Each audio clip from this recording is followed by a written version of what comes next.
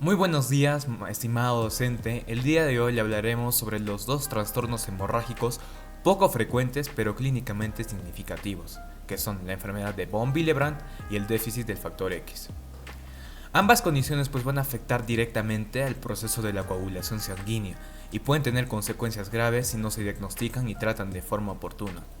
En el contexto peruano es importante destacar que la prevalencia de estas enfermedades sigue siendo poco conocida, lo cual nos limita el acceso a una atención médica especializada y eficaz. Por ello, este trabajo de investigación tiene como objetivo general explorar la situación de estas enfermedades en el Perú, identificar sus factores de riesgo y visibilizar las dificultades en el diagnóstico y tratamiento, con el fin de generar mayor conciencia y mejorar el acceso a los recursos necesarios.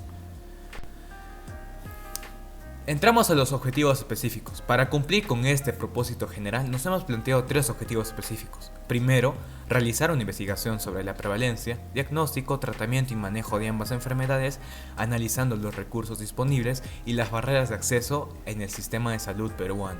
En segundo lugar, tenemos que estudiar las características demográficas, clínicas y socioeconómicas de los pacientes diagnosticados en el Perú, con el fin de identificar factores de riesgos, diferencias regionales y principales obstáculos en el acceso al tratamiento. Y finalmente, evaluar la efectividad de los tratamientos actualmente disponibles, observando su impacto en la calidad de la vida de los pacientes, la reducción de complicaciones y la respuesta clínica en los distintos contextos del sistema de salud del país. Abarquemos sobre unos pequeños conceptos clave. A continuación explicaré sobre en qué consisten estas dos enfermedades, comenzando por la enfermedad de von Willebrand. Este es el trastorno hemorrágico hereditario más común, causado por una deficiencia, ya sea en la cantidad o en la calidad del factor de von Willebrand, también conocida como VWF. Esta glicoproteína cumple un rol fundamental, ya que permite que las plaquetas se adhieran a los vasos sanguíneos dañados y también estabiliza el factor 8, otro elemento también clave para la coagulación sanguínea. Desde el punto de vista genético, la transmisión suele ser autosómica dominante, aunque también existen formas recesivas y no hay una predilección particular por género, ¿no? Clínicamente, los pacientes pueden presentar prolongación a tiempo de sangrado y del tiempo parcial de tromboplastina, niveles bajos del factor 8, fragilidad capilar y un recuento plaquetario normal, ¿no? En cuanto al diagnóstico, se utilizan pruebas como el análisis de antígeno de VWF y estudios funcionales como la actividad frente a rizostesina.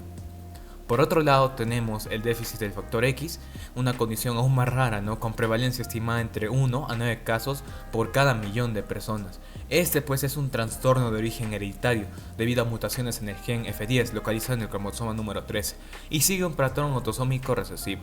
Desde el punto de vista clínico, el déficit de factor X puede manifestarse de manera leve, con hematomas, sangrados nasales o menstruales, pero también puede presentarse de forma grave con hemorragias articulares, musculares o incluso intracraneales, especialmente en pacientes con actividad del factor menor al 10%. El diagnóstico se basa con pruebas de laboratorio como el tiempo de la protombina y el tiempo parcial de la tromboplastina, ambos prolongados además de estudios específicos de antígeno y actividad del factor X. En cuanto al tratamiento, este puede incluir infusiones de plasma, fresco, congelado, concentrados de protombina. En países con mayor acceso incluso se puede utilizar las terapias específicas como el Quagadex, un factor X recombinante. Pasando al contexto peruano, en el Perú la enfermedad de von Willebrand es un trastorno hemorrágico hereditario que es poco diagnosticado, aunque es el más común a nivel mundial. Va a afectar a la coagulación debido a una deficiencia o mal funcionamiento del factor de von Willebrand. Muchas personas viven con esta enfermedad sin saberlo, especialmente en regiones donde no hay acceso a pruebas especializadas. Por otro lado, el déficit del factor X es una enfermedad mucho más rara y que también causa hemorragias graves. En el Perú solo se han reportado muy pocos casos, principalmente en hospitales de Lima. Ambas condiciones enfrentan grandes desafíos, ya sea diagnóstico tardío, acceso limitado a tratamientos y faltas de centros especializados, ¿no? Que estén fuera de la capital. Aunque existen leyes que protegen a los pacientes con enfermedades raras, su aplicación todavía sigue siendo muy limitada. Es por eso importante fortalecer el sistema de salud para que más pacientes puedan ser diagnosticados a tiempo y también puedan recibir el tratamiento que ellos necesitan. Pasamos a las técnicas de caracterización molecular, o también llamada tipificación. Estas técnicas permiten identificar mutaciones genéticas que sean responsables de ciertas enfermedades hereditarias. En el contexto de la enfermedad de von Willebrand, que es la EUVW y el déficit factor H, estas herramientas van a ayudar a comprender la base genética de los trastornos, su prevalencia y también su distribución en la población. Pasamos a la PCR, que es la reacción en cadena de la polimerasa. Esta va a servir para amplificar ciertas partes específicas del ADN y así poder analizarlas posteriormente. Es útil para detectar pequeñas mutaciones en genes que estén relacionados con alguna enfermedad, tales como la de von Willebrand o el déficit de factor H en este caso. Secuenciación Sanger. La secuenciación Sanger es un método clásico que se usa para leer ADN.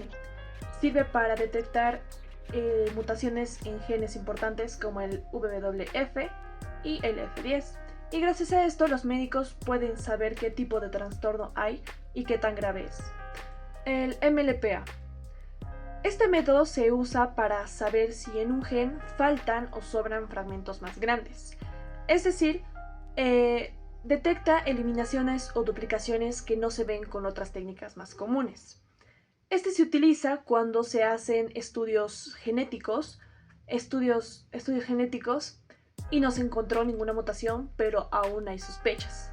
Por eso es una técnica muy eficiente en situaciones graves o complejas. La qPCR o PCR en tiempo real.